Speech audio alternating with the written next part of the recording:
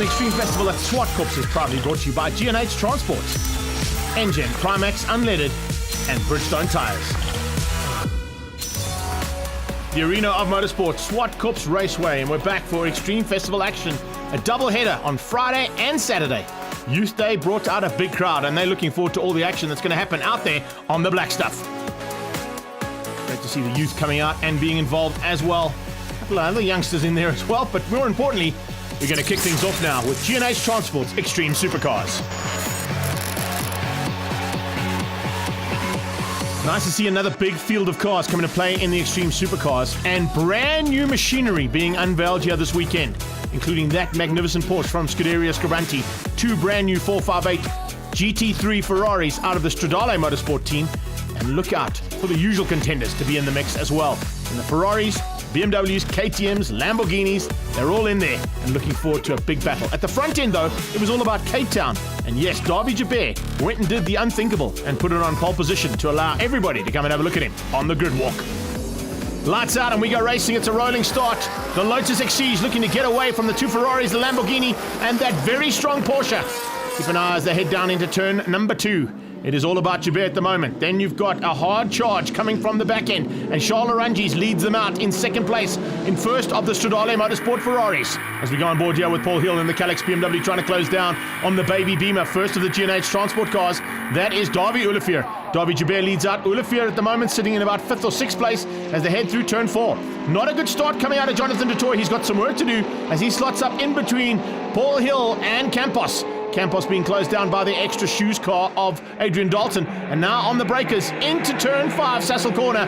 Big pressure being applied by SCRIBANTE onto the back end of Arangis. Arangis soaking it up right now. You can see that absolutely magnificent Porsche. That has got 1,500 horsepower available. They've G-tuned it to about 750 for today. But can you imagine that machine when we get down to the likes of East London Grand Prix circuit?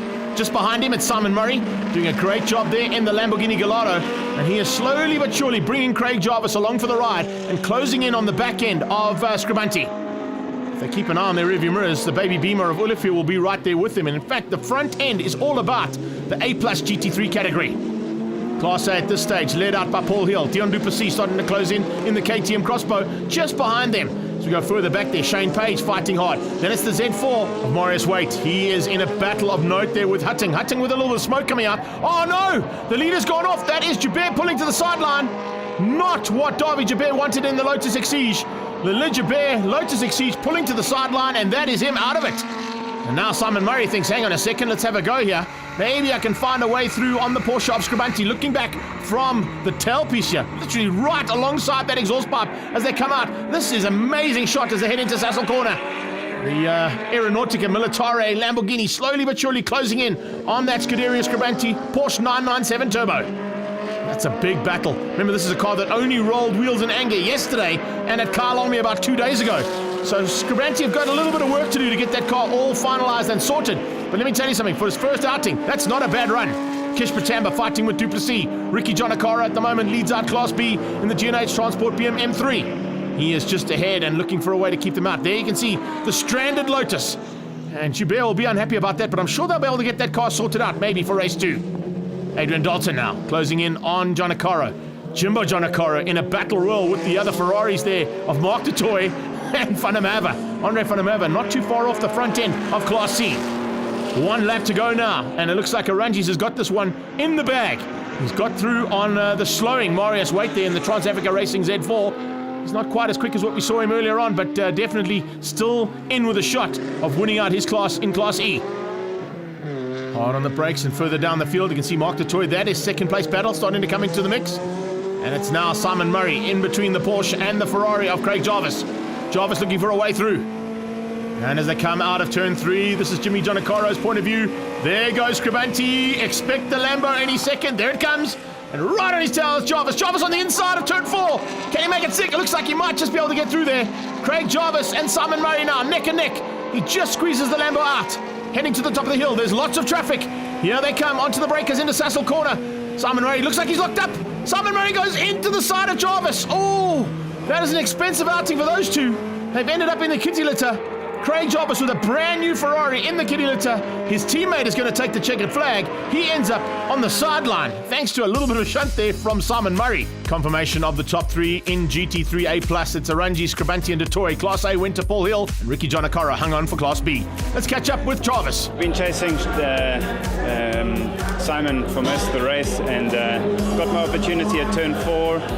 And we had a little bit of a nudge there, but I managed to get past him. And then when I got to turn 5, I have no idea what happened. I just got hit and spun off. So we'll have to have a look at the video and check it out.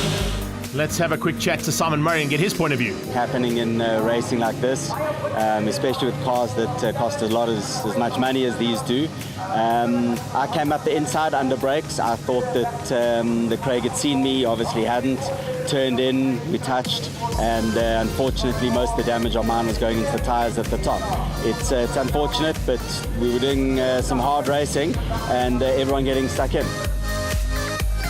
It's an expensive outing, but it's great to see that they don't hold back at all, even though they've got very expensive motor cars they're playing with. That is what Extreme Supercars is all about. And this is what it's all about in between. Getting the cars all ready to go now for race number 2. And most of them are going to be back on the grid. That's always good to see. DAWIE JOUBERT, though, probably the man the most hungry at this stage. As the lights go out now for race 2, JOUBERT looking for a chance to get away and run and hide from this big pack of cars behind him. Nice to see both JOUBERT and Arungi's back in. Unfortunately, Simon Murray didn't make it out again in the Lambo. Too much damage on that car to get him back into the hunt for the front end of this field and for this championship. On board as we come out here, and look at how hard these guys are pushing. This is Deon du Plessis' point of view in the KTM Crossbow. Open cockpit, so it's going to be a little bit nippy for him at this stage. The temperature has dropped dramatically, but that's going to make these cars work even better. They head up onto the top end of the field. It's a 430 taking on a 458 there, and the Silver Dream Racer of Jonathan DeToy looking for a chance to get through on Jarvis. Jarvis's car with a bit of battle scars, remember, from the first heat, so we'll have to keep an eye on that machine as it gets here into the second.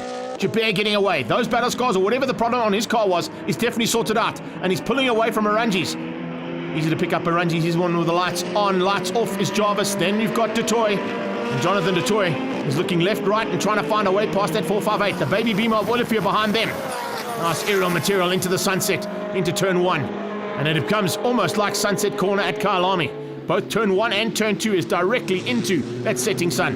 And only a couple of minutes left of the red ball in the sky too, as they come out of turn 2. Big pressure coming from DeToy. We go on board here with Craig Jarvis. Jarvis has got a problem. Jarvis is a bit sideways here. Ooh, one of his men will catch it. Yes, he has. So he just pulls to the sideline, and Craig Jarvis looks like, oh no, he spun out. Jarvis has had a big one down the back straight. Something's broken on that car. Oh, again, that is a nightmare start to this race. Remember, that's the car that Valentino Rossi drove in the GT3 series. Red flag definitely had to come out, unfortunately, there, as Craig Jarvis is stuck in a very dangerous position. Jonathan DeToy pulling onto the sideline. He has the point of view just further back here. Look at Jarvis as he goes past. Oh, very lucky just to miss the baby beamer. That was Davie Olivier's point of view, but there you can see the Ferrari slams into the wall and some more damage on that magnificent 458 GT3. His teammates still in the race as they get going again for the restart, and Arungi wants the double on the day. He would love to make it a double victory on debut for this car. Onto the breakers and into turn 2. Oh, a good move on the inside from Dalton. Catches Paul Hill out on the start. So does Deon du Plessis. Du Plessis alongside Hill as they come out. We go back on board here with Jimbo Giannoccaro. Just ahead of him is Kish Patamba. Kish Patamba fighting for Class A honours there with Dalton, Hill and du Plessis, but losing a little bit of ground here. Class C honours up for grabs between Jimbo Giannoccaro, Andre van der Merwe and Mark DeToy. Charles Arungi is losing ground. And I think Davie JOUBERT, whatever the issue was in race number 1, is definitely sorted out here. They don't seem to have an answer to that Lotus. The Motul and Stradale Motorsport Ferrari 458, though, sitting comfortably in second place. Third place, and moving up to the A+ GT3 category, is Davie Olivierer. And what a drive there from the GNH Transport stable man. He's up into third place in that little baby beamer, and that car just gets better and better with him behind the wheel. There you can see him in full flight through GNH Transport corner. Come across the line and only a couple of laps to go there. Look in the background though, Paul Hill fighting hard with Dalton, the two of them in a big battle for Class A honours. This one I think is going to remain the same as they come down on the breakers into turn 2. There is the battle I was talking about for Class A. Dalton under big pressure from the Calix BMW there, and Paul Hill looking for a chance to sneak through. Just behind them, not too far off, is Deon du Plessis.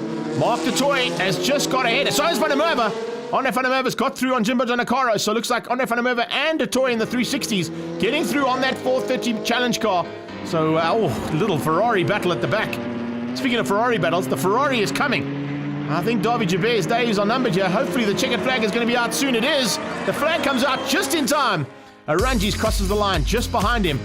What a great drive there from Charles Arangis to finish second place and take the overall victory for the day in that magnificent Stradale 458. Let's catch up with our race 2 winner, Davide Joubert, in the Lotus Exige. The car was overheating a bit there, so we'll go see what the issue is. But the car was running fine, thank you. The race was tough though, it wasn't an easy one because Charles was catching, I could see the lights coming closer, but I managed to keep him out. Overall victory on debut for Charles Arangis. It's like a bittersweet moment. It's brilliant that we could win, you know, and really showcase our workshop and show what we can do. But then, I feel for Craig, I feel for Simon. You know, they are my teammates, and but we'll be back. Craig is going to be back stronger than ever, I would presume, and same with Simon. So, but yeah, for me today, brilliant. I mean, what more can I have asked for? Brilliant, Davey. Going to give you a chance to catch your breath, but join us after the break now for more action from Zwartkops and the Extreme Festival.